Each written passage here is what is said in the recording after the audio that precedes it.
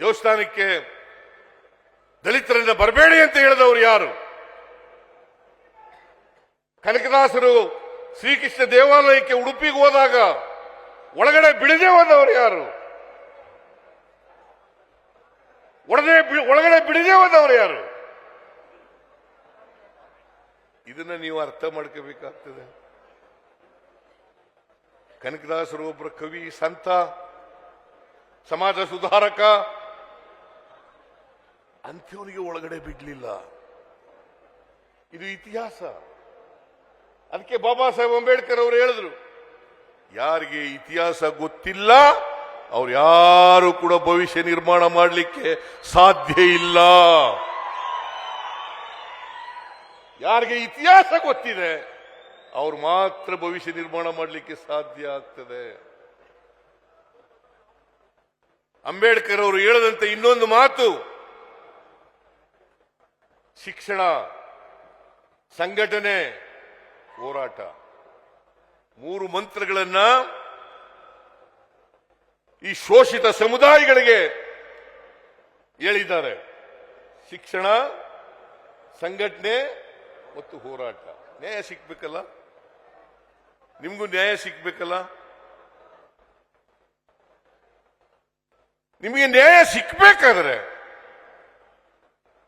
ಶಿಕ್ಷಿತರಾಗಬೇಕು. ನೀವೆಲ್ಲರೂ ಕೂಡ ಎಲ್ಲರೂ ಶಿಕ್ಷಿತರಾಗಬೇಕು. ಇವತ್ತಿನವರಿಗೆ 100ಕ್ಕೂ 100 ಶಿಕ್ಷಣ ಇಲ್ಲಿ ಸಿಕ್ಕಿಲ್ಲ. 100ಕ್ಕೂ 100 ಶಿಕ್ಷಣ ಸಿಕ್ಕಿಲ್ಲ. 78% ಮಾತ್ರ ಅಕ್ಷರ ಇರತಕ್ಕಂಥದ್ದು. ಇನ್ನು 22% ಅಕ್ಷರ ಸಂಸ್ಕೃತಿಯಿಂದ ವಂಚಿತರಾಗಿರ್ತಕ್ಕಂಥ ಜನ ಇರ್ತಕ್ಕಂಥದ್ದು. 100ಕ್ಕೆ 100 ಶಿಕ್ಷಿತರಾಗಿ ನೀವು ಸ್ವಾಭಿಮಾನವನ್ನು ಬೆಳೆಸ್ಕೊಳ್ಳಿ. ಸ್ವಾಭಿಮಾನವನ್ನು ಬೆಳೆಸ್ಕೊಳ್ಳಿ. ಯಾರು ಕೂಡ ಹೆದರ್ಕೋಬೇಡಿ, ಧೈರ್ಯವಾಗಿರಿ. ನಿಮಗೆ ಸಂವಿಧಾನ ರಕ್ಷಣೆಯನ್ನು ಕೊಡುತ್ತದೆ ಅಂತಕ್ಕಂಥದ್ದನ್ನ ಅರ್ಥ ಮಾಡ್ಕೋಬೇಕಾಗ್ತದೆ. ಅದಕ್ಕೆ ನಾವು ಸಂವಿಧಾನವನ್ನು ನಾವೆಲ್ಲ ರಕ್ಷಿಸಿದ್ರೆ ನಮಗೆ ಸಂವಿಧಾನ ನಮ್ಮನ್ನ ರಕ್ಷಣೆ ಮಾಡ್ತದೆ.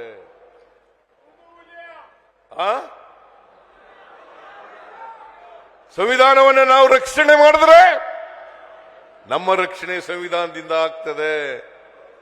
ನಾನು ಒಂದ್ಸಾರಿ ಅಸೆಂಬ್ಲಿನಲ್ಲಿ ಹೇಳಿದೆ, ಈ ಈಶ್ವರಪ್ಪನಿಗೆ, ರವಿಗೆ, ಸಿಟಿ ರವಿಗೆ, ಅಶೋಕನಿಗೆ, ಅವ್ರಿಗೆಲ್ಲ ಹೇಳಿದೆ, ನೋಡಪ್ಪ ನೀವೆಲ್ಲ ಮೆರೆದಾಡಬೇಡಿ, ನೀವು ನಂತರನೇ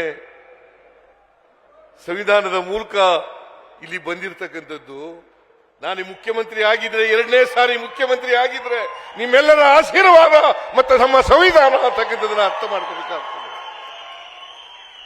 ನೀನು ಈಶ್ವರಪ್ಪ ನೀನು ಅಸೆಂಬ್ಲಿಗೆ ಬಂದಿದ್ರೆ, ಸಿಟಿ ರವಿ ನೀನು ಅಸೆಂಬ್ಲಿಗೆ ಬಂದಿದ್ರೆ, ಅಶೋಕ ನೀನು ಅಸೆಂಬ್ಲಿಗೆ ಬಂದಿದ್ರೆ, ನೀವೆಲ್ಲರೂ ಕೂಡ ಸಂವಿಧಾನದಿಂದ ಅಂತಕ್ಕಂಥದ್ದು ಮರೀಲಿಕ್ಕೆ ಸಾಧ್ಯ ಇಲ್ಲ.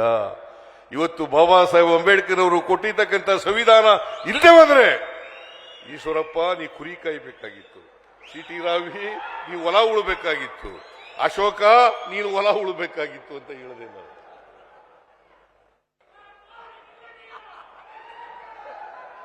ಇವರೆಲ್ಲರೂ ಕೂಡ ಸಂವಿಧಾನದ ಮೂಲಕ, ನಾನು ಕೂಡ ಸಂವಿಧಾನದ ಮೂಲಕ 2ನೇ ಬಾರಿ ಮುಖ್ಯಮಂತ್ರಿ ಆಗಿರೋದು. ನಿಮ್ಮ ಆಶೀರ್ವಾದನೂ ಕೂಡ ಇದೆ ಈ ರಾಜ್ಯದ.